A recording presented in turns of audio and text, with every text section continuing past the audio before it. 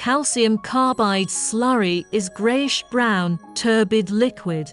After standing, it is divided into three parts: the clarified liquid, the solid deposit layer, and the intermediate colloidal transition layer. The proportion of the three is reversible with the change of standing time and environmental conditions. Solid sediment is what we often call carbide waste slag. Carbide slag ball pressing machine, after so many years of industrial use and improvement. Compared with other similar products, carbide slag ball pressing machine and briquette ball pressing machine desulfurized gypsum ball pressing machine has similar performance.